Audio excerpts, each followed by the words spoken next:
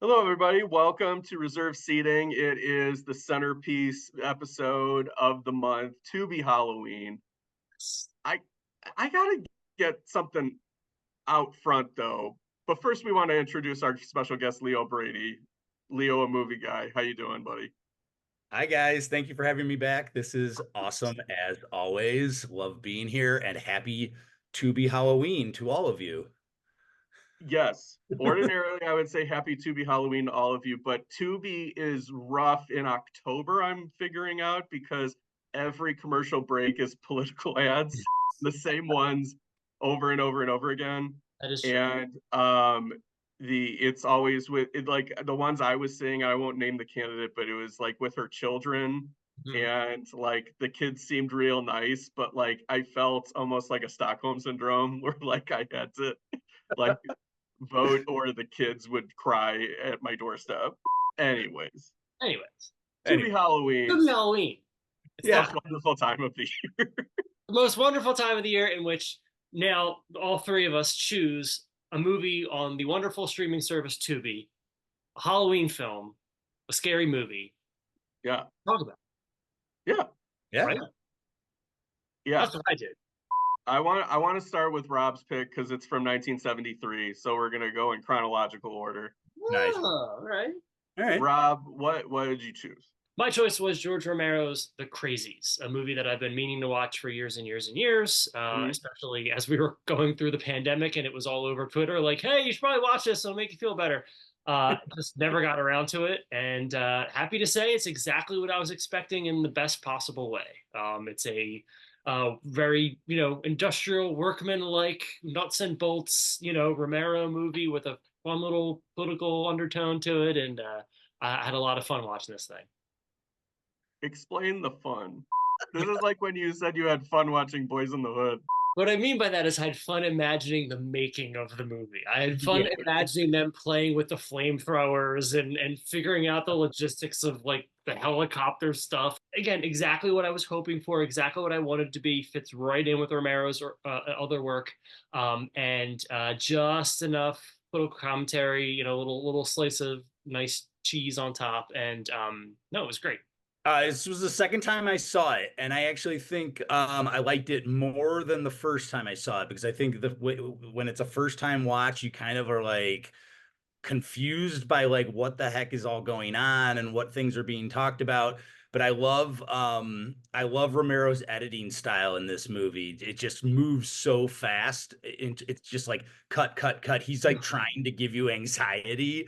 And Nobody it's, cuts the fat like Romero. He's just like, we don't there, need this, we don't need this, we yeah. don't need this. Go, go. And I think like as Rob was even saying, I think like that sort of independent, spirited effort to make a horror movie with as little budget as possible and yet make the most out of it. That is the Romero way, and I really loved that about this film. Even though there are parts of it where it's just like, okay, let's move this along For and get sure. to the end. Yeah. Yeah, I think the movie's really effective. I didn't have much fun with it this time. This was my second time watching it.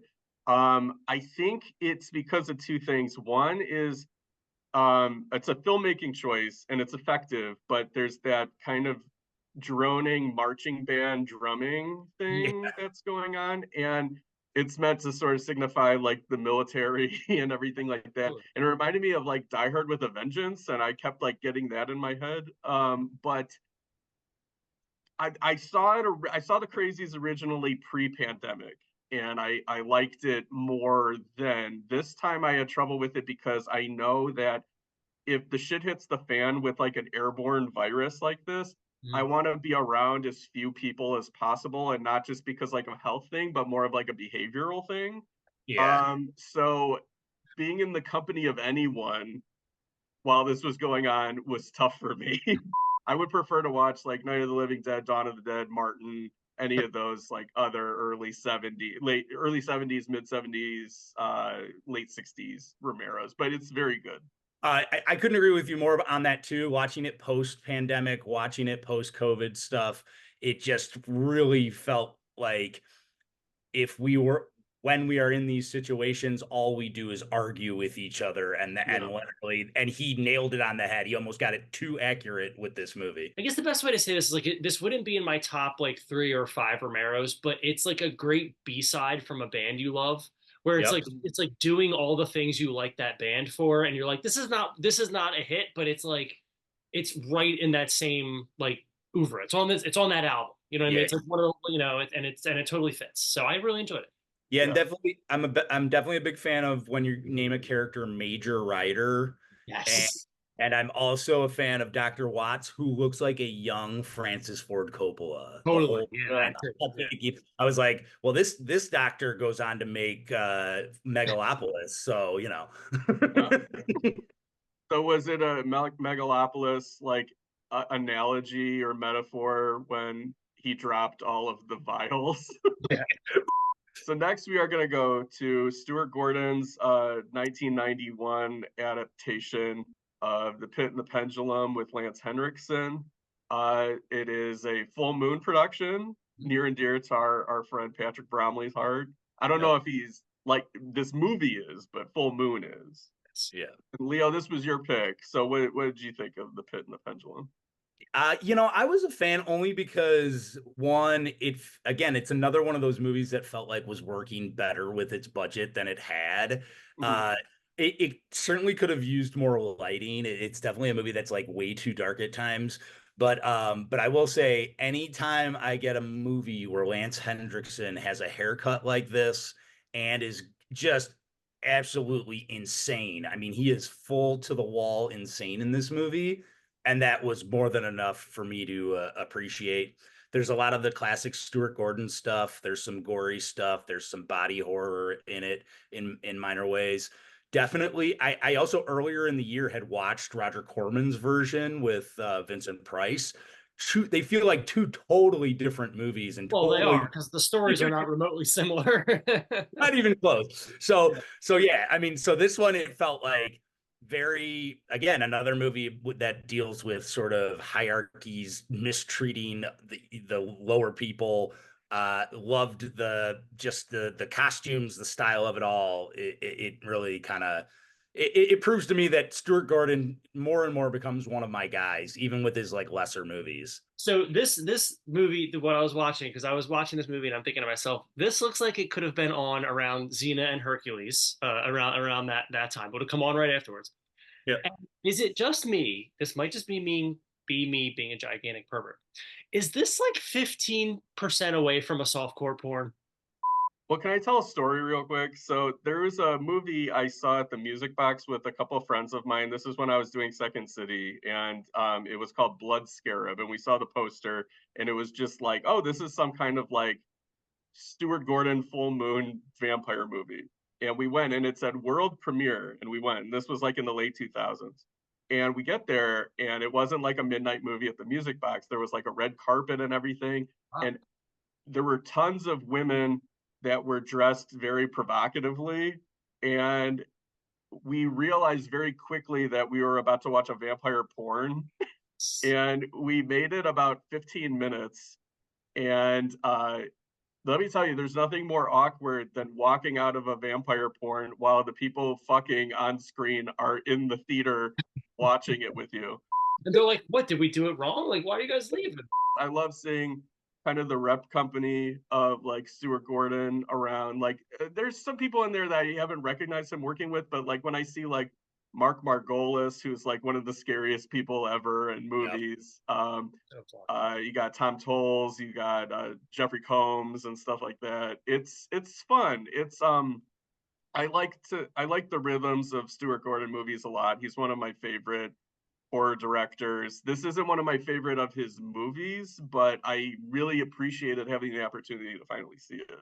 Yeah, it's hard to watch it too and not think of Monty Python and the Holy Grail half the time, where it's like a witch, everybody's a witch, and and like stuff like that. I end up like laughing even when it's not intentional. Like they're not even trying to get you to laugh in this movie ever, but there's stuff in it that just feels so much like a Mel Brooks like play on medieval times or the Spanish Inquisition, and Yeah, it has a lot of good things going for it. That's for darn sure. My choice for Tubi Halloween was a movie that's a favorite of mine.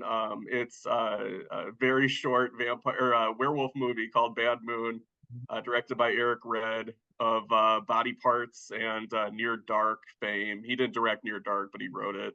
It stars Mariel Hemingway and Michael Pare. Michael Pare is a werewolf.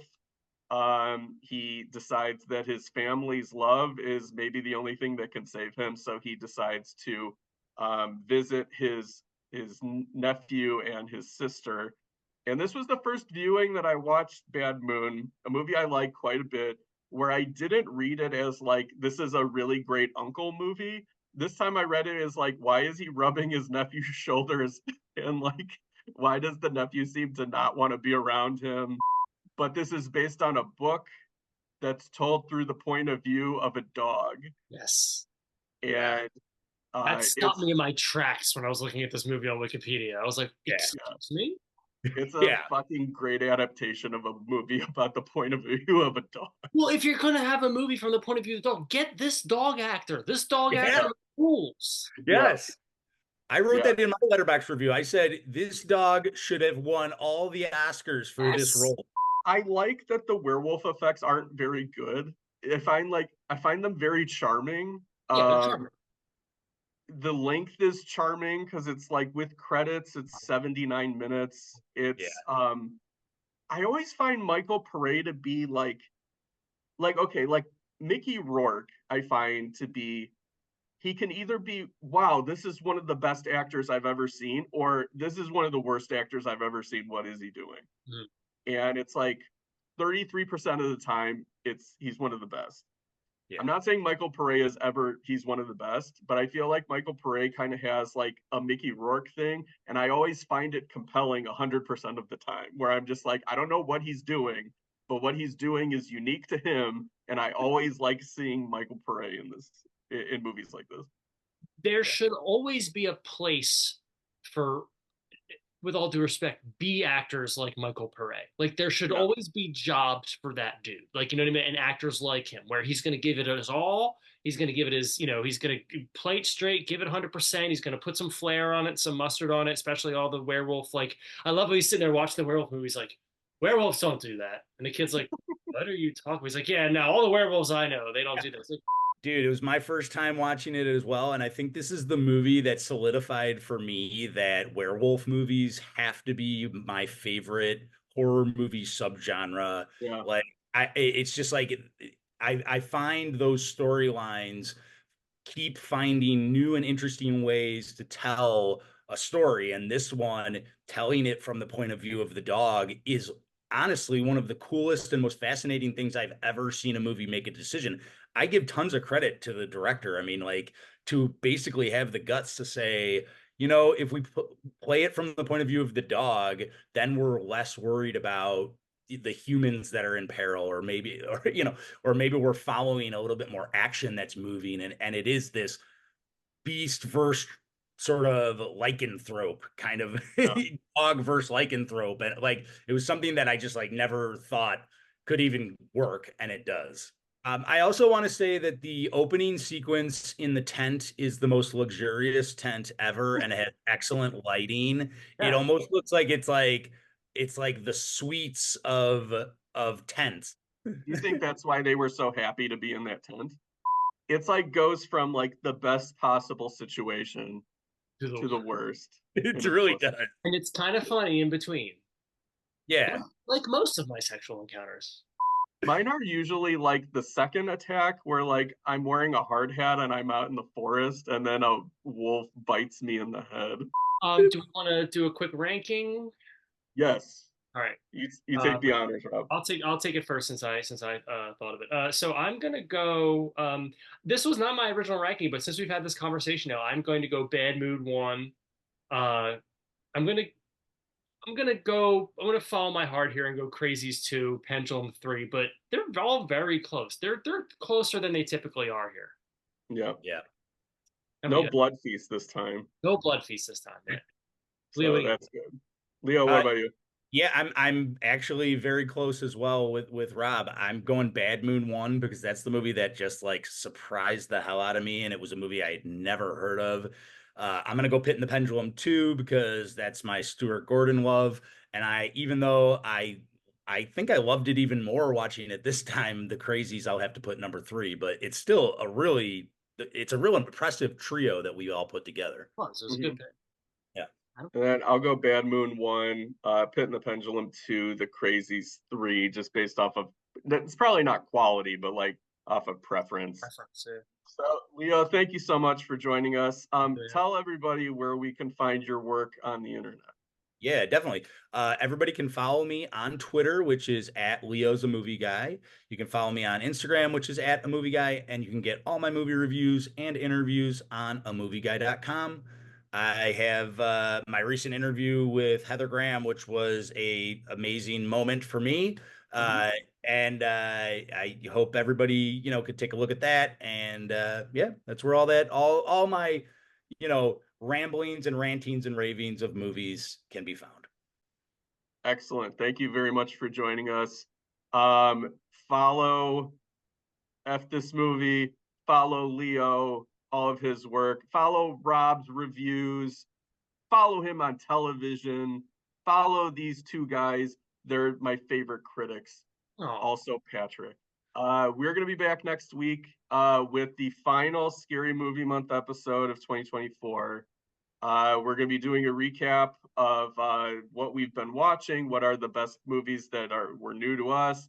And then also, Rob, have you been working through your list of stuff that you meant to watch but didn't yet? slowly, it's coming along. Okay, Hopefully we'll get there. Yeah. we'll get there. So we'll talk about those movies that we previewed at the beginning of the month that we promised that we would watch and we would talk about. So until next time. If you're with a lovely lady in your well-lit tent in the woods and something terrible happens, just keep going. Just ignore it. Just keep going. And also, these seats are reserved. I don't know.